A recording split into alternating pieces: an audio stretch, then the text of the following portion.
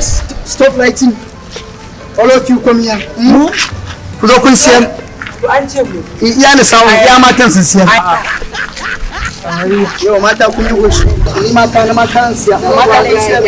Kun yi goshi. Masha Allah.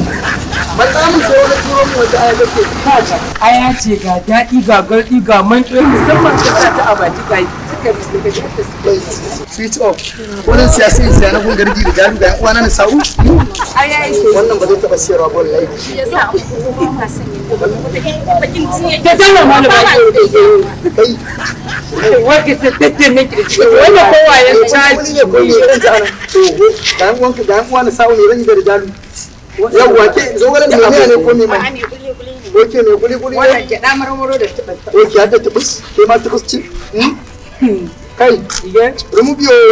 wala ba inda zani ka ga zaka sai kayan nan ka siya ka ce wannan mata zaka siya matan nan da me suka fini da shi kan dini da kan sunan da Allah subhanahu wa ta'ala ya bani me za su nuna mu kuma ciko ne Magadirin.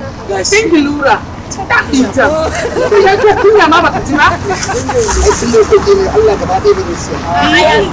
ka ce ba za ka siya ba kuma ka kira mu To kuna yawo da rijali garki. ko don Allah dan annabi kai kai magana ko za magana da ta kuma sai kana kai magana ba za wai ba ga dan kwaliya kai na ba kai tuwo ne kai idan ka Zama garki.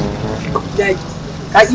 Wallahi ba za siya ba. Ai kuma sai dan Allah ka akwai kan sana'a yanzu ba za ka kwaje min sunan ba nan ka gama cika baki mun to kana cewa za ka iya buge kato ya kwaje an cika sana'a mu kai shiru ka ta baki ka kwaje min shi ko ya masa je gawata. kai kwaje min shi ku yi hakuri zan fita da tsaitin kaina a ka in ci dan mara da shi sa sha biliji wa bismillah ga abin ne yi ne istighfar aslan ga kudi la na kunta daurin dan kwali na a waje kai kai